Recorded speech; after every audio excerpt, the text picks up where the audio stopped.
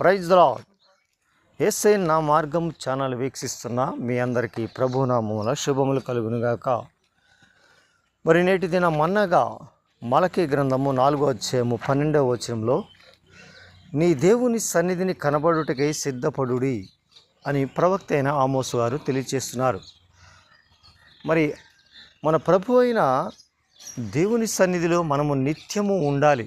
ఆయన చేసిన మేలులను ప్రతి నిత్యము స్తుతిస్తూ ఆయన ఘనపరుస్తూ ఆయన్ని ఎల్లవేళలా మనము స్తుతించినట్టయితే మరి దేవుడు నీ యొక్క ప్రతి ఒక్క అవసరతను తీర్చేవాడిగా ఉన్నాడు. అందుకే ఆయన తెలియచేస్తూ దేవుని సన్నిధిని కనపడటానికి మనల్ని మనము సిద్ధపరచుకోవాలని ఆయన తెలియచేస్తున్నాడు. మరి సిద్ధపాటు కలిగినటువంటి జీవితము మనము కలిగి ఉండాలి. మనము ఈ లోక వారం కాదు కాబట్టి మన రాజ్యము దేవుని రాజ్యం కాబట్టి ఆయన రాజ్యంలో చేరాలంటే సిద్ధపాటు కలిగి ఉండాలి. అందుకే మనల్ని మనం సిద్ధపరచుకొని ఆయన సన్నిధిలో నిత్యము ఉండేవారిగా ఉండాలని ఈ ఉదయకాల సమయంలో ప్రభు మనకి జ్ఞాపకం చేయుచున్నాడు.